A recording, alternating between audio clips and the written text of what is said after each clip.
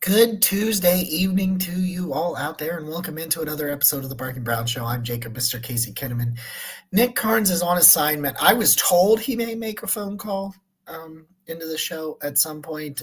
He is currently in the process of setting up his new digs after moving over the weekend, and we all know how painfully drawn out unpacking is. It's just, especially, I was there, I helped him move. We were moving stuff for about 7 or 8 hours, and both places, old and new, on the second floor. My watch clocked us at 62 flights of stairs on Saturday. So yeah, he's still working through that. We're brought to you as always by our friends over at SeatGeek.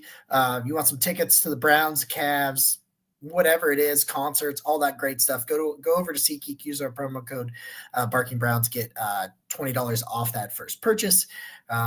We appreciate every single one of you. If you're not already subscribed to the YouTube channel, please go over to the youtube.com/@the-Barking-Browns and hit that sub button and the thumbs up.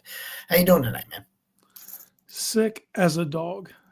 It hit me like a ton of bricks late last night, and it's been a rough day nursing it back. This is also coincidental because I don't know if you remember this from last year, but the 3 days leading into Thanksgiving, I do a fast every year. Okay, yeah. So I'm on day 2 of nothing but water. I can do bone broth and some like hydration, zero sugar, zero, Yeah. all that stuff. So being sick on top of that has been kind of rough. No caffeine is probably the biggest thing for me because I'm steady on the Ghost energy drinks. So I just had one. I just had an electric limeade a couple of hours ago. Yeah, man, I miss it already. I'll be back by Friday, I promise. But yeah, man, sick as a dog. Who's going to battle through those gamers, what people do. But I was speaking to earlier, man, talking about like moving. Dude, I've been in my house for over 4 years. Yeah. I still got shit that I ain't unpacked. But my time management skills are bullshit, MC. They are. I saw the comment. We always go late because we just chat about nonsense before the show because we're always like, hey, it's like sometimes we haven't spoken to each other in like in a long drawn out conversation for a few days or whatever, and so that's what it turns into. But it was just funny. I saw that comment. It's like, yeah, they're pretty. That's pretty bullshit. Yeah. MC cracks the whip. And we need you. We need you to keep us on task because we'd have still been bullshitting. Oh, yeah, for sure. So we'll start with the game. Then we'll talk about some other stuff. I know you want to talk about the Jameis interview with Siciliano. If you haven't checked that out, it's Bark Tank, right? Is that the show? I don't even know the name of the show. If you look up Jameis Winston, it'll probably pop up, but I think the show's the Bark Tank. I have not watched the whole thing yet. I've seen some clips. We'll talk about that. I've only seen some clips of Jameis. He was mic'd up for this game, 13 minutes of gold. If you have not checked it out, I've only seen bits and pieces, but if you've not checked it out, please check that out as well. And we're going to talk about Jameis and Brad Ward at the OBR had a really cool started a really cool conversation about like, okay, where's Jameis rank on the best options the Browns could have at quarterback next year if it's not Deshaun Watson and stuff? And I think we'll want to get into some of that stuff as well, and probably some draft talk because there's a couple of things I want to highlight. And on the OBR YouTube channel this weekend, we have a triple dueling mock draft. So me and a couple of other draft analysts are gonna take 3 different simulators for a spin and give you 3 7-round mock drafts. Nice. So that's coming up. All right. I want to start with the game because I was as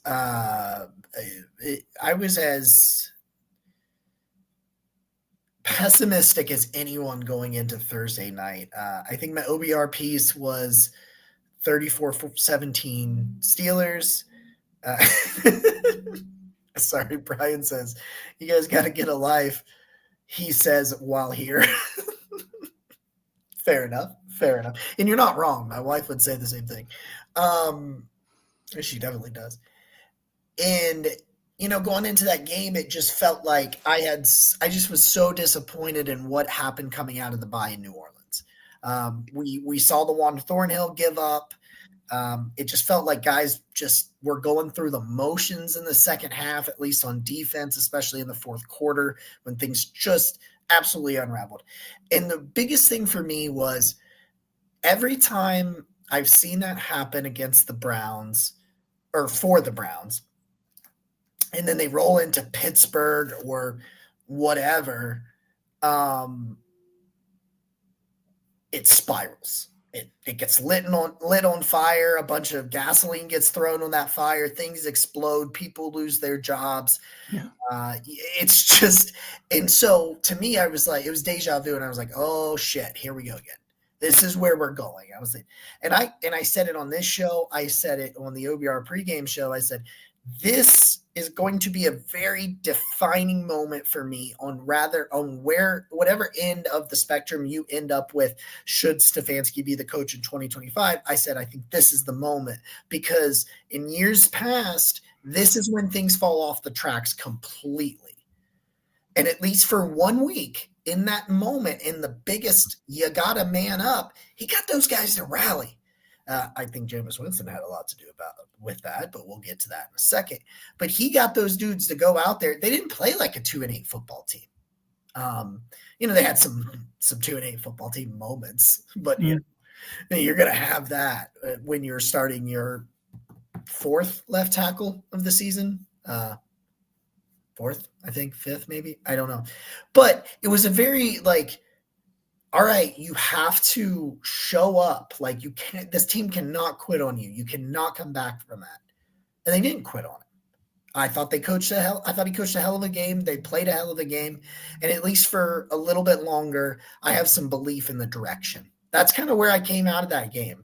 And maybe I took too much out of it, but I'm back on having some belief in the direction of where this team's going. The horses were prepared for battle. I was a bit more optimistic going into it, just based on you're at home. It's Pittsburgh. You play well against Pittsburgh at home. Pittsburgh, I believe, was 0-7 going into the game. AFC North games on Thursday nights. Yep. For whatever reason, but even on the OBR pregame show, things have to break right. Even, you're not going to just go out there and roll your helmet out and beat Pittsburgh. They don't play like that. And we saw that manifest. I mean, you went into the fourth quarter with a commanding lead, and they erased that shit immediately. It was, and it put you back in that same feel. Like, we let one slip away. That was it. Now we're, but you battled back. You got a shanked punt. You shanked one earlier in the game. They shanked one late in the game. It cost them a short field to Jameis. Jameis went down, and thing of beauty, man. And the way it happened in the elements in the snow, it was a beautiful night of football. But it took them being all in, completely bought in, battled all night, and played their best game of football. And complimentary wise, you've seen each individual phase play better, but they all brought at least a B game in the same game, which we hadn't seen to that point. So as you held them under 20 points. That's what you got to do. This offense has a pulse to it and it has a life, but you still run a risk if you let the other team score north of 20. It's going to be tough sledding for you. The running game's still inefficient, but you got it when it mattered. There were several drives where it looked like the old Browns. And what I will say that really comes out to me most was you won in the trenches. Yeah. Something I wasn't sure the offensive line could do against this Pittsburgh team. They did. They were aggressive. They took it to them. They came downhill. But it all kind of revolves around the spark that Jameis gives you, in my opinion. TJ Watt was in hell. Mm-hmm. The shot that Wyatt Teller took on him while he was being blocked by Jack Conklin, and I saw people tweeting out that he launched TJ Watt into Parma. As someone who's not from the area but has been getting more familiar with the area the last couple of years hanging out with Nick Carnes, I know where Parma is, so that was funny to me. I was like, oh, I got that reference. It's like I felt like Steve Rogers in the original Avengers movies. He's like, oh, I got that. So I just wanted to real quick because we're going to get in on Jameis and we should absolutely get in on the Jameis conversation. Tip of my hat to Jack Conklin, who continues to play his ass off. And I'm at the point now with Conklin. I am so pessimistic about the career of DeJuan Jones. This is a big guy now with back-to-back season-ending surgeries. And, I thought he was playing well in that game. I thought he was coming along at left tackle. He wasn't as good as I think some people wanted. Even me, I think he was a step up, and so I kept kind of overinflating what he had accomplished. But I do think he was getting better, and I do think if he had gotten the next 6 games, we would have a good. I think you would at least have gotten enough to be like, okay, he's trending in the right direction. We don't have to put so much into finding one, things like that. But with Jack Conklin, you're getting that at right tackle. If Jack Conklin plays out this year, that means once he got healthy, and it took a little bit longer, but once he got healthy, he played out the year. That's a big if. That is a big if. But if Jack plays out the next 6 games, I'm absolutely writing his name in pen to be my right tackle. In 2025, I'm still probably drafting one. Or I'm back to thinking DeJuan's the replacement, whatever is the case. But you feel good because you're saying we need a left tackle. They're going to have a new tackle. They're going to have to draft one. They're going to potentially sign one. But you're at least saying I'm pretty confident that I have a right tackle. And a few weeks ago, before Conklin was really starting to stack these games, I don't know that you felt like you had any tackle for 25. Where it was going to, you know what I mean? Because you were still, because until Jack Conklin starts stacking some of these games, I'm not even talking about his high play. I'm just talking about him being healthy. Yeah. He starts stacking these games and you're like, okay, this is great because maybe it isn't a rebuild. Maybe it truly is a restock and reload, that kind of thing. So I'm very encouraged by Jack Conklin's play. And Wyatt Teller is starting to come around since the injury as well. And I still think you need multiple starters. I think you need a new center and a new left tackle, and you really need to think about a new left guard soon. But I'm at least encouraged with that right side of the line that they may be coming back into their own, so to speak, and locking that down for 25. Am I out completely off the rails with that? Now, his level of play would indicate that's true, but his injury history does not. Right. Even if he finishes out this year, are you confident that he is going to finish out 25? You know what I mean? There's been enough injury concern there that I still think you need to be restacking the deck. And if you want to bring Conklin back to be your starter, absolutely. If he's healthy, he's still an upper half right tackle in the league. And I would say since he's been healthy and back playing, he's probably been your best lineman. It's him or Wyatt, right? I think he has been, yes. Yeah. So by his level of play, yes, and the fact that he was able to get back to this level of play after the litany of injuries. I mean, you just look at the laundry list over the years, it just shows you the kind of professional he is, that he battled back to be here after having this last one was a complete reconstruction of the knee. That's tough, man. For a 300-pound man, that is difficult. But just his injury history leads me to believe that you have to have a solid backup. I agree. I'm just saying you don't have to necessarily spend a high draft capital to find a starter. No. I'm not even sure that guy's there this year. There's actually, if I was staking my reputation as a draft guy, I would feel more comfortable drafting a right tackle starter as a rookie than a left. I think the right tackles are better. That doesn't mean I like quite a bit of left tackle. You still have to admit there's only a handful.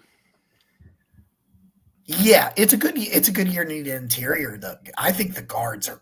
I think this is a great guard class, and that's mostly because a lot of the tackles are going kick down in. Yeah, I know. And that's what I was about to say. It's like he's even know. So we're getting lots of questions about the Watson quarterback competition comments and stuff. So let's get into it then.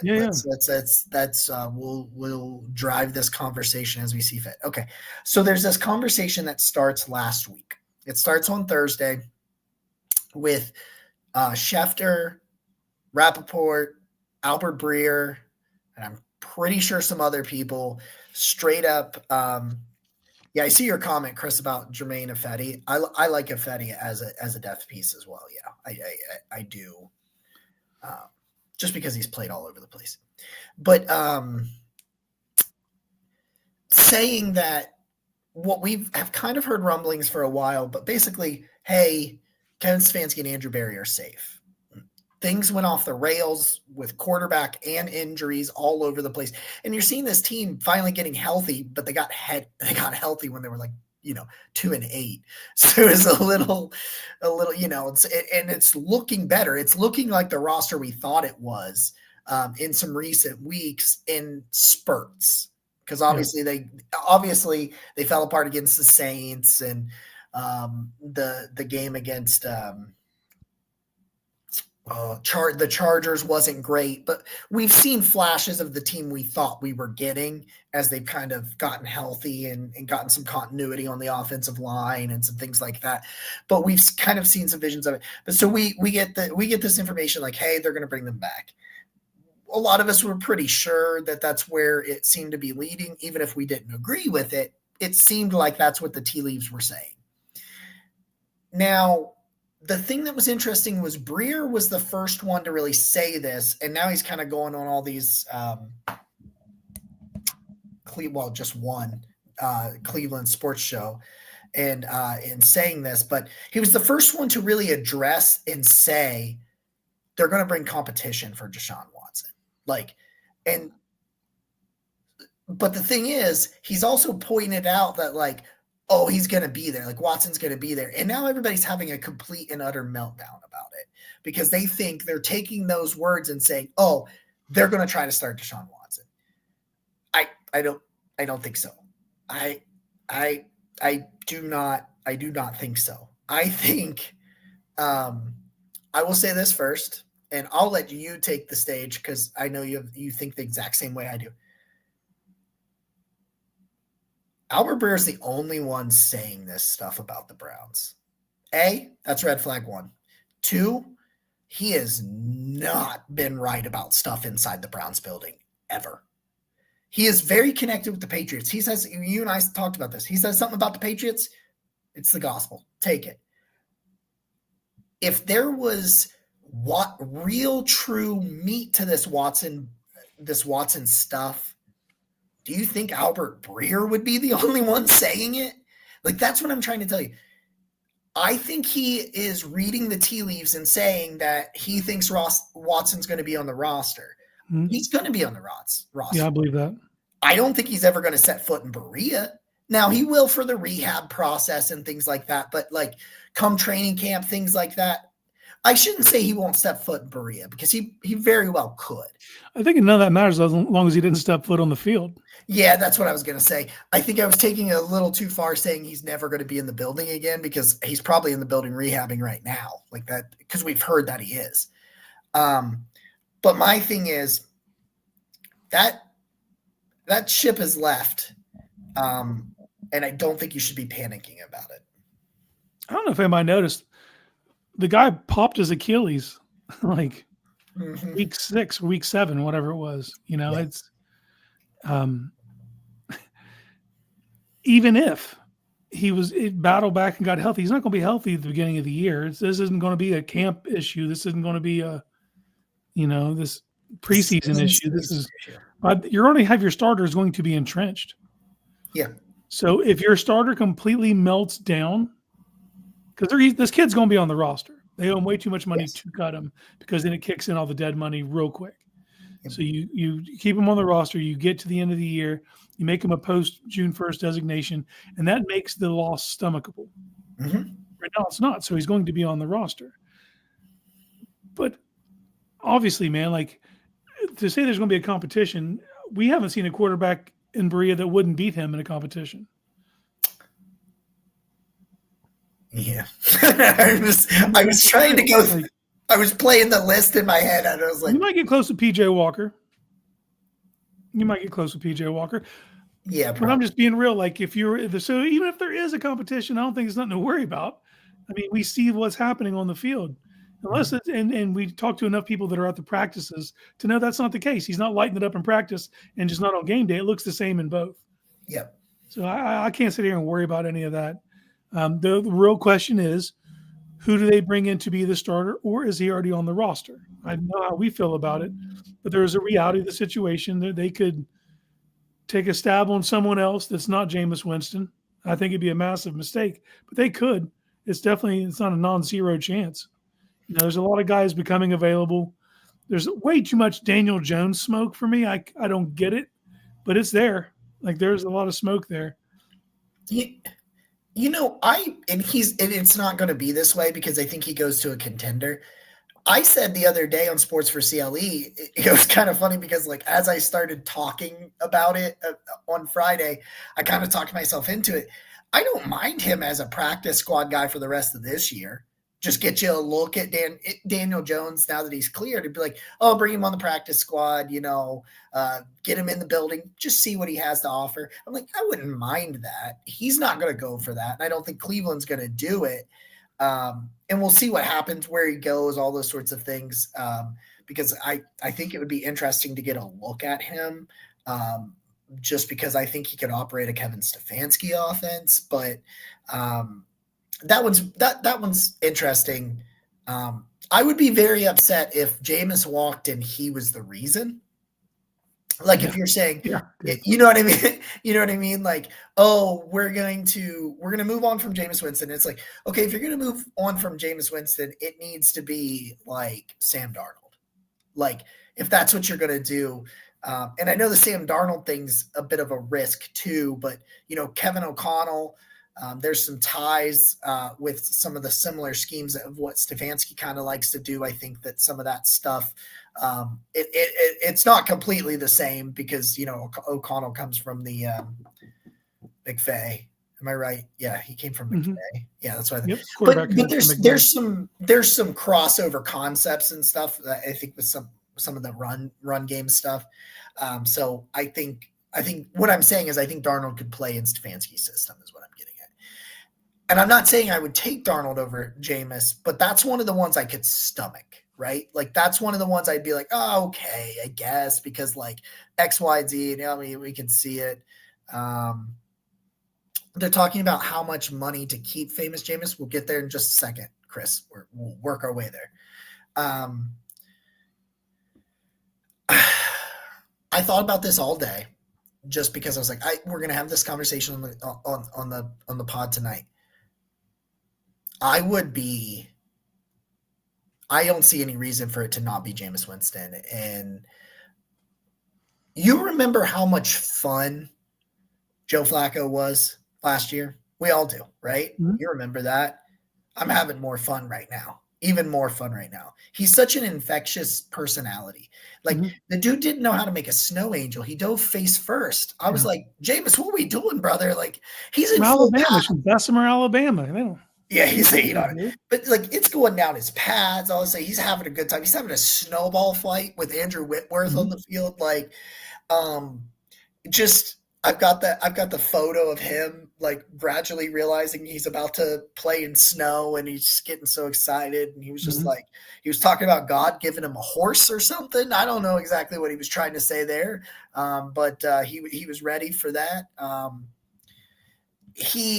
The Siciliano quote that I saw with him was him like Nick Chubb looked him in the eye and said, I love you. And he like was like, I love you, bro. And like, it's just like, these dudes want to play for this guy. It's the absolute epitome of the opposite. He's like the anti-energy vampire, Pete Smith. Exactly. Pete Smith donned that. I loved it when the first time I heard Pete say that. He says, perfect. Deshaun Watson, an energy vampire. Oh my God. We talked about how boring, how flat, how annoying that team was. That team, that was just a month or so ago. Just remember that. That was about 5 weeks ago. Unrecognizable. And when you've got a leader like that you can rally around and you can win, keep this in mind, dude. Who are the two teams that he's beat? Because I know he's 2-2. They're 2-2 with James. Who's he beat? Nobody's? Oh, wait. No, it wasn't nobody's. It was two of the top teams in the AFC this year. In your division. in your division, I think they're in the top in the conference period, I think, in my mind. Yeah. But you know what I'm saying? You're talking about big dogs. And yeah, that loss to the Saints, there's a lot of issues there. Jameis wasn't the issue in that loss. He wasn't perfect. Obviously, they only scored 14 points, but you get my point. I think if you reload and fix some of the other issues, I would be flabbergasted if Jameis Winston was not a Cleveland Brown next year. Yeah, the opportunity to take him into an off season, kind of build around a little more of his skill set. You like the direction the receivers have shown you since he's taken over that wasn't present at all beforehand. Look at Judy's numbers. We're talking about the Siciliano thing. Like, I believe dogs are the best judge of character. I agree. A close second would be Nick Chubb. If Nick Chubb's telling you I love you, like, it's listen to that. Like, he doesn't say anything he didn't have to. Nick didn't come, you know what I mean? But for him to have that feeling about Jameis, who sees him work every day, who's in the huddle with him, you know what I mean? They're obviously in a good spot right now with Jameis as the quarterback, as the leader. Leads from the front too. Obviously, you talked about the mic'd up stuff. Like, he's magic. He's just anytime there's a mic in his face, it's magic. Even when he messes up, because he messes up, he talks so much that some things come out weird. He rolls with it like he didn't. I do, and it's we call it the Jameis. You know, call it the Jameis Angel. Yeah, Jameis Angels. Just an infectious personality. You touched on it, man. But it's the skill set. It's 6'4" and change, rocket arm, enough mobility. He's not going to wiggle anyone out of their cleats, but we are talking about a quarterback coming out of high school that was the number one athlete quarterback in the nation, and he shows you he won't hesitate to put it on the ground and try to and go for it. You know, that touchdown just shows you he will sell out. He isn't going to take the safe route. He's going to do what he has to cross the goal line. Just raises everything up around him, man. I think that just everything's at an elevated spot right now because you have him, and it just makes me mad because you start to think about what does this look like if he was the guy all year. We're playing meaningful football in December is what it looks like. I'm not going to make any proclamations that you're leading your division, but I believe you're a playoff team and you're playing meaningful football in December, which as an NFL fan, especially for this franchise, that's really all you can ask for. Like, we've spent way too many Decembers not playing meaningful football, and we're staring down the barrel of one right now, but we can make it fun. We can ruin a lot of teams' days with this team, you know, and that's the only victories you really have right now. Sitting at 3-8, 9-8 doesn't guarantee you a playoff berth, man. No, so you can win 6 games, including beating the Chiefs straight, and still find yourself on the outside looking in. That's the hole that you dug for yourself.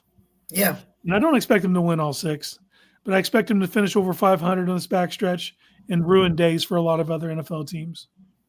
And hopefully those teams are in our division because I take pride in that. So you're going to say, okay, what if you finish 7-10? Okay. Do you feel better about that 7-10 if you go 4-2 inside the division? I think you do. Right? Yes. And right now you're 2-1 in the division. So I think you're starting to see it move towards the right direction. This season was undone by abysmal quarterback play, injuries, and some regression out of some players. You know, and that's a natural order of things for a regression. I'm not like trying to paint like a black mark on these players. You know, just to maintain a level every single year in, year out. That's difficult to do. But as far as where the roster is, I'm not panicking. I am not panicking. I do think you need to reorder some of your rooms. There are some rooms that need a little spike to them, but it isn't that far off. I know it feels far away because of your record, and when you look at those standings, you're way down there. And when they flash in the hunt for the playoffs, your name's just outside of that. You know, and I think you're going to battle into the point where you actually get in that bottom of that list. You know, if you go take care of business in Denver, which is not going to be easy. Oh, that defense is nasty, man. And it's that place, man. We historically, and not just for us, any NFL team, primetime in Denver, that's a rough spot, man. I don't think you're that far off, man. And I think you have the guy already in building. And you referenced the article by Brad Ward. Me and Brad actually had the conversation before you wrote the article on All Eyes, and we just like cycled through all the backups and high profile guys that I could be remember, available, yeah. and I don't like any of them more than Jameis. Uh-uh. I didn't. I just did not like any. That doesn't mean the organization feels the way that I do, but I think there's a strong likelihood they brought him in here for a reason, and they're seeing it work out on the field. And after having that kind of leader in your locker room, to subtract that out of the equation seems asinine to me. Look at the numbers he's putting up without Cooper. Pretty amazing. It is. I think Judy gets to 1,000. I think Judy is he's at 645, I think, right now. It's very clear, like with Jameis, you are seeing what Andrew Berry thought he was getting when he traded for him. Like this is that is what that is. And I think too, you're looking at it where like Jerry Jeudy, I think, is starting to get confidence and building off of that. And like, he's that dude. And, Tillman, of course, now has the concussion, but like Tillman, he was bursting on the scene. He had a really nice 3-game run. And now he's kind of come down to earth a little bit. Things are inconsistent with Elijah Moore and stuff like that. He's serviceable though. Yeah. Yeah. Oh yeah. He's serviceable. Yeah. Very, very much so. But you're starting to look like we spent all off season, and I was at the forefront of this. Like I was one of the ones that really looked like I had egg on my face, saying that I think this wide receiver room is good. Like and now you've subtracted Amari Cooper, but like you're seeing the other pieces with Jameis look good. Like they're not elite, they're not a top 10 group, but I think they are an above average group. I thought like, with Judy, especially when you add in Njoku and stuff like that, I'm like, I think these are good players. Maybe not all great, but good. And then you finally get quarterback play, and it's like, okay, yeah, they kind of are good. Like they're missing a guy. Like, is there a part of me that's just like, man, just take Ted McMillan? Oh, please and thank you. With Jameis. Well, you give Jameis a Mike Evans type. We kind of know how that works, right? We've seen James with Mike Evans. He throws for 5,000 yards. Just saying. MC, you're not off base saying this. Realistically, Winston could be the quarterback for the next 5 years. He's only 30. Yeah. I mean, I'm not going to get ahead of myself yet, but is there a scenario where that happens? Sure. Yeah, there's a non-zero chance that could happen.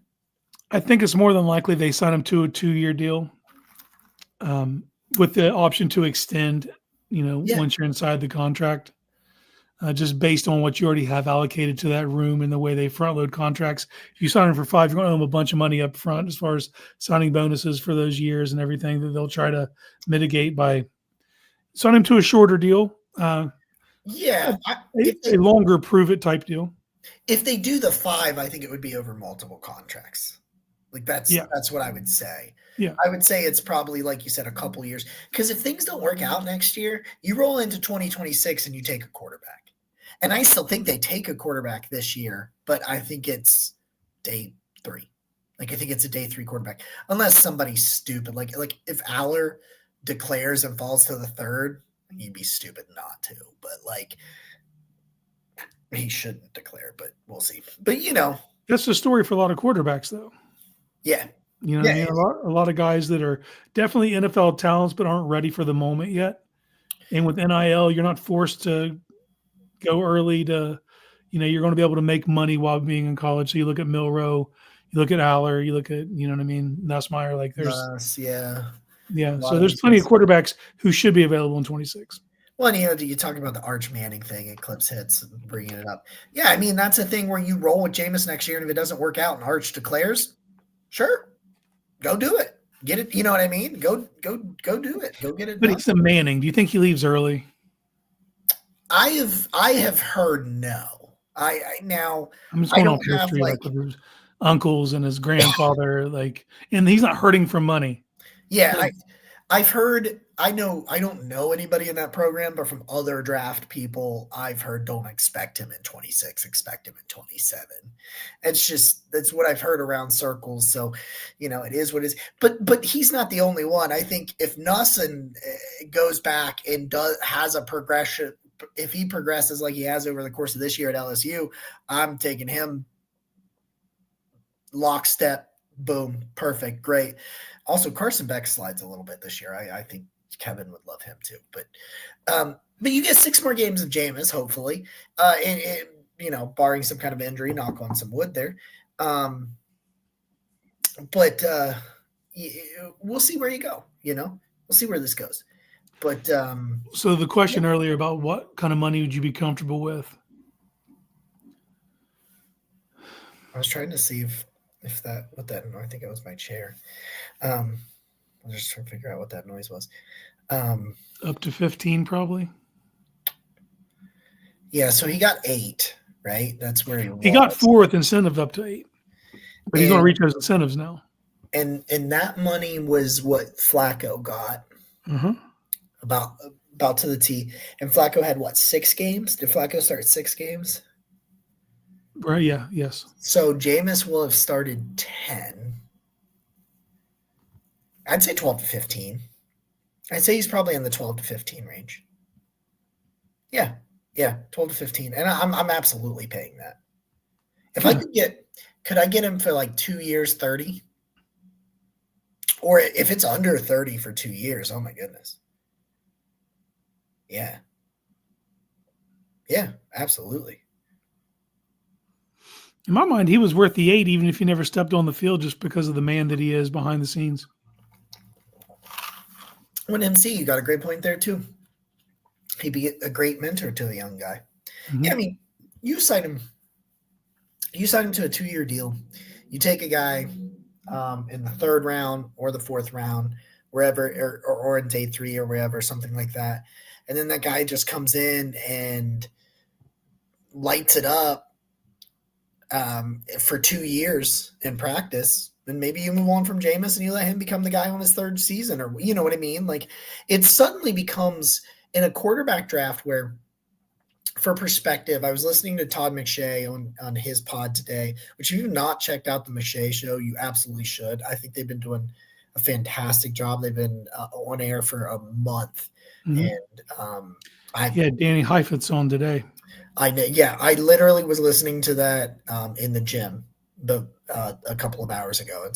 But he talked about where Shador, who is pretty unanimously starting to take shape where he's going to be QB1 for most everybody. And he said, but where would he be in last year's class? He would be QB4 at best. He would absolutely be behind Williams, Daniels, and May. And the way Bo Nix is playing right now, you may argue Bo Nix would be ahead of him. But one thing you would probably argue is probably J.J. McCarthy would probably be neck and neck with him because of just the tools, because McCarthy has better upside potential. I think he has better tools than what Shador has. But, like, that's where you're at, and you don't want to force that pick. So, like, if a late round guy is there that you want to take a chance on, but if Jameis locks it down to where you don't have to get a starter in the draft, things change monumentally. Like, you go into I'm working on a mock. Obviously, I have the video mock coming out this week, but there will also be a written mock coming out towards the end of the week or early next week for the OBR as well, where I'm taking this Jameis thing and really running with it, so much so where I took a quarterback at pick 204. Like, and it allows you to do some crazy shit. And I'll give you a little like peek behind the curtain on what I'm thinking. Mason Graham is sliding a little bit, the defensive tackle from Michigan, and he keeps falling to me at 8. And the idea of Mason Graham and Michael Hall for the next 4+ years on the inside of interior of that is terrifying. Absolutely terrifying. And you don't have to worry about like trading up to get a quarterback or hoping a quarterback falls. You're able to sit back and let Mason Graham fall into your lap. Sit back and let Tat McMillan or Luther Burden fall into your lap. It's like, and all of a sudden you're not like being like, okay, is it worth it to take Carson back at 36? Like you're in this spot where it's like, okay, I don't have to stress about guys falling or trying to move up because I know it's a weak quarterback class. If someone falls into my lap and he's the best player on my board, I should take him, because you should always take the best player on your board, in my opinion. And if you can take BPA and need and merge them, that's obviously the ideal position. But if you got a really nice player, it's not betting on Hall after this season with the suspension. Hall was fantastic when he was out there. Yeah, but I get the idea of not banking on him. If if his off the field life is leading I get that part and stuff, that's a genuine concern. No, I misread that comment. On the field, he was definite spark plug, someone who can move up and down the line. Like, I was very happy with what he was able to do. Yeah, no, I misunderstood Drew's comment. I thought he was saying after the suspension he didn't play well. No, but I'll say this, man. Shelby and Dalvin balled out against Pittsburgh. I mean, just Dalvin had 10 pressures by himself. Yeah. For reference, you had 6 the week prior against the Saints. 6. He had 10 by himself against the Steelers. Yeah, and you might put Mason Graham next to that. Yeah. And I think is Dalvin under contract for 1 more year? Is that what it is? Or no? I thought he had 2 more. I thought they gave him 4.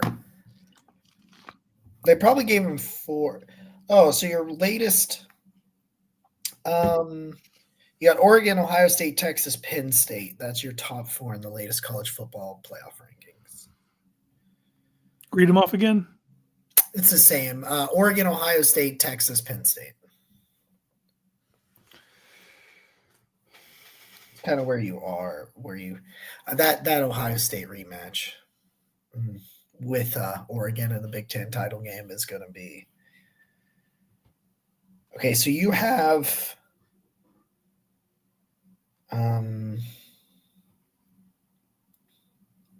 he's under contract. I think 2027 is a void year. Yeah, he's under contract 2 more years. Okay. He's got a void year in 27 and then some money. But when is he out of guaranteed money? I think that's important. His cap number in 26 is higher than it is twice what it is this year.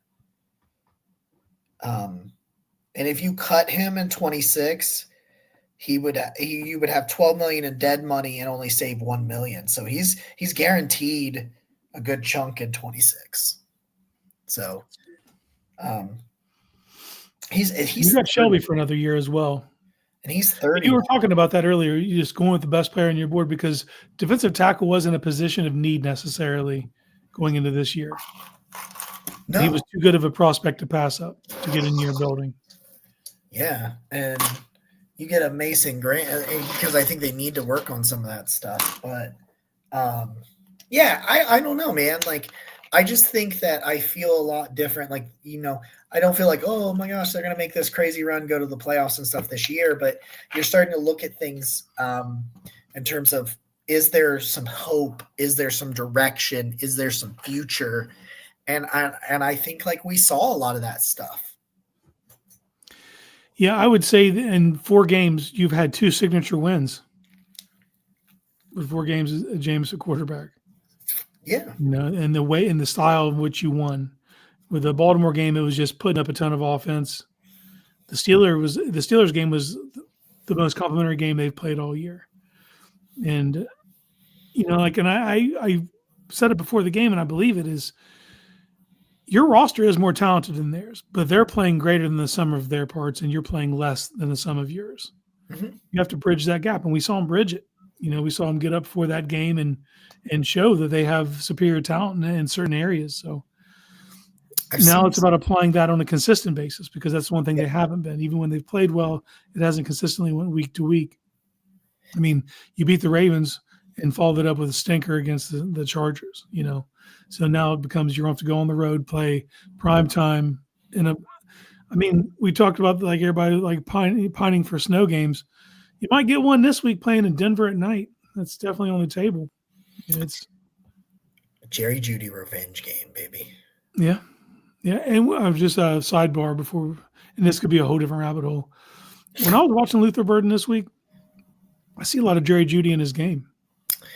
Luther Burden has really been hindered by quarterback issues this year.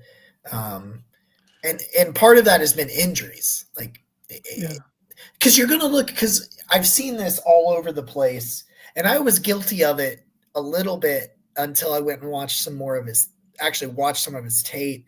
The numbers don't look like a guy that is like competing, but some people are going to have Luther Burden as wide receiver 1. Yeah, actually, I know some people that do. Yeah. But the numbers aren't going to be there. Yeah, that would be the thing, is he does have some Jerry Jeudy in his game. So it's like, are you going to really draft 2 Jerry Judys? And I would take Tet just because it's differentiating skill set and body style. But Tet, not that Luther Burden's a bad prospect. He's going to be a fine NFL receiver. But when you said that reminded me of something. So when we were going back and looking at Anthony Schwartz's college tape, what were we saying? He was held back by his quarterback. Who was his quarterback? To be fair, Auburn Bo Nix was terrible. I know, dude. Should be studied, right? I remember his first year at Oregon, and like at first everybody was like, I tweeted, it was probably like week 3 or 4 of his first year at Oregon, and I was like, is Bo Nix good? And I remember tweeting that, and everybody be like, no, he's fucking no. And then it was like, no, yeah, actually, he was just in a really poor situation. But that's hilarious because I remember talking this stuff about Schwartz, and I remember shitting on Bo Nix. Yeah, like I know I did. He only had a real quarterback. Maybe we'd have seen what he could be. This is when we still had pie in the sky dreams for Anthony Schwartz, obviously. But yeah, it's funny that we're back here now. And I'll say this, man, I've watched 3 games so far, 3 exposures to Bo Nix as a professional quarterback. Dude's fun to watch, man. He's gotten better. To watch, and he's a psychopath, and I mean that as a compliment. He's gotten better. Like, I truly think he's like one of those gets like one of those cases where you're like, oh, he's getting better every week. And I know we throw that around a lot. Like, people throw that around a lot. I think Bo Nix does get better every week. I think he's like, and you talked about this, and a lot of people did, but I remember you saying like, Sean Payton just wanted a robot that does what he give him an avatar. Yeah, avatar. That's what it was. Yeah, give him an avatar. Well, slap my ass. It fucking worked. he got his avatar and he put him out there, and it's working. But that's also nature versus nurture, right? Because Russell didn't work in that same system. But he goes to Pittsburgh, and Russell's working because they're leaning into his skill sets. His skill set just wasn't going to work in Denver with Payton. And then it's a lot about landing spots, and that's what the reaction from everybody in Denver was like, okay, the Russell thing's not working with Sean Payton, so we should just literally take a Sean Payton guy. Like, that is what we have to do. We have to make that happen. And people will tell you, Bo Nix was overdrafted. Right now, I'd say he's not. He's pushing Jaden Daniels for rookie. I'd say he might have it right now. I think he has the lead if you're looking up odds. Yeah, you know what? Let's look at the odds live. I know he was second, but that was like 2 weeks ago or something. But, Jaden Daniels kind of come down to earth a little bit in recent weeks.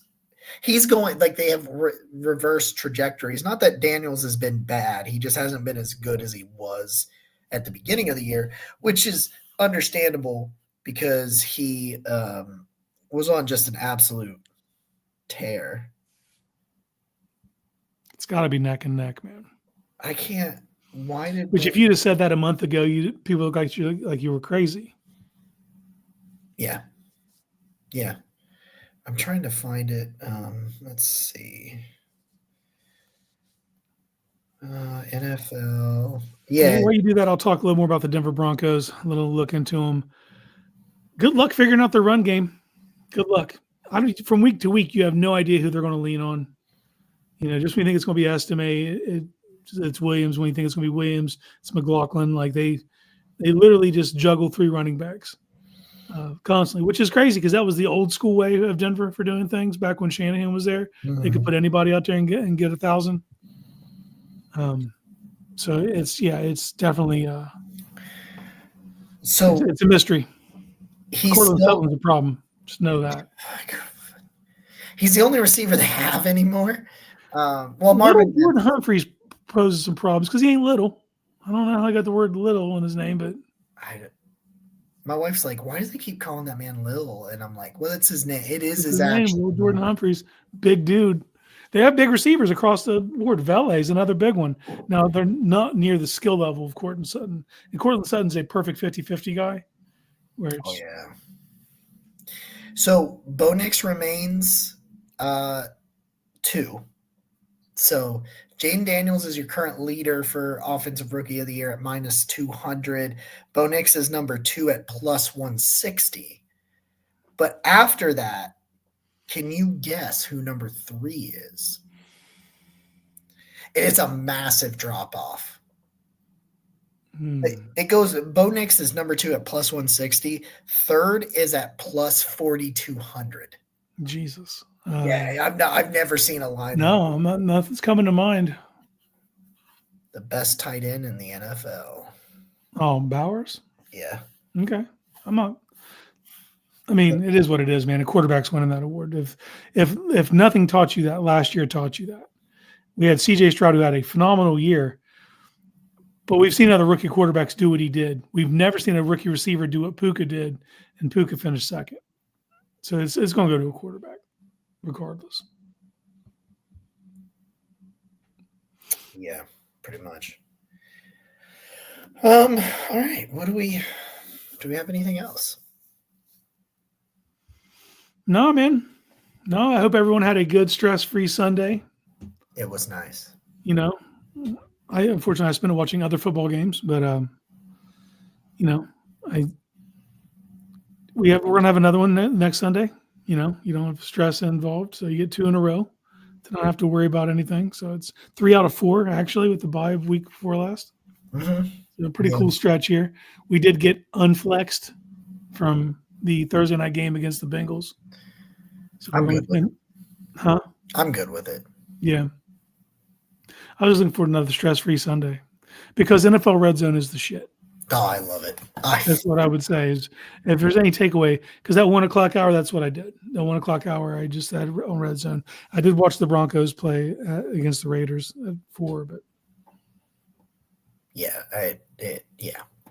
I love Red Zone. Like it's the dude's an animal too. Scott Hansen, no piss break, 7 hours. I feel like he has to take a break. Like I feel like he does because like at certain points he stops talking and you get to hear the audio of the games. And I bet that in those moments he's like, you think he just has a bottle under the table? I think he just runs out in those moments.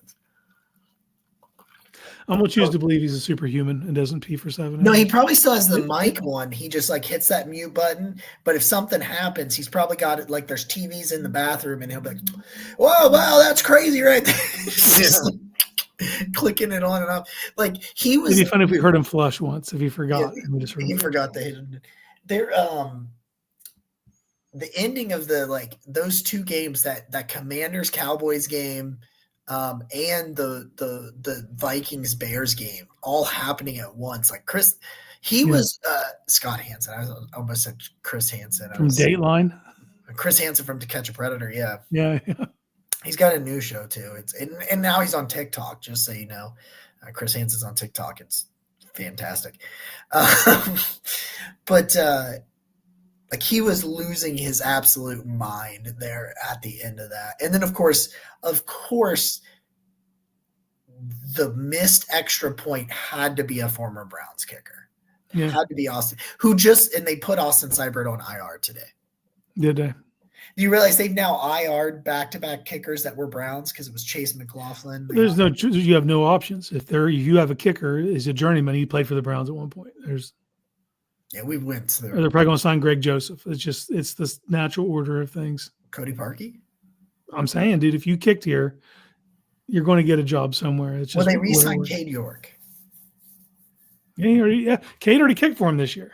Yeah, no, that's what I'm saying. It's like yeah. So they've had 3 Browns kickers, right?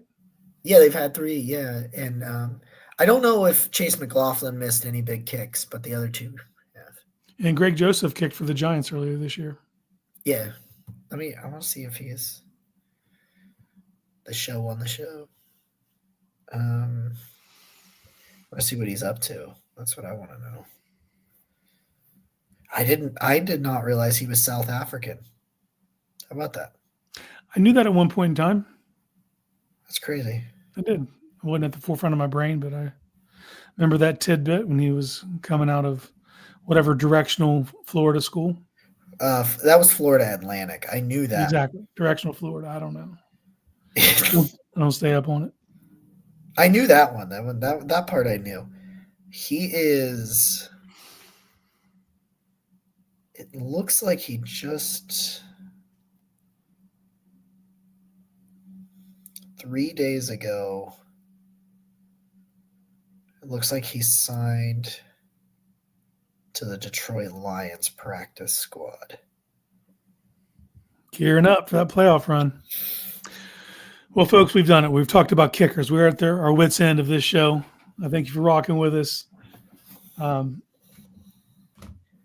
Scottish Hammer's still in New York, isn't he? Who is? The Scottish Hammer. Now we're moving into punters. We went too far on the show. We got to get out of here, guys. We've got to the end of the rainbow. We're talking about ex-Browns kickers, which this show could be a show inside of itself. Yeah. Ex-Browns kickers. So appreciate you guys rocking with us, man. It's been an awesome week beating the Steelers. Hope you guys enjoyed it as much as we did. And we have another primetime game on the slate Monday night in Denver. All right, boys. We'll see you guys again next week or later this week. We don't know. We'll see. We'll find out. We love you. Hit that subscribe button. As always, go Browns.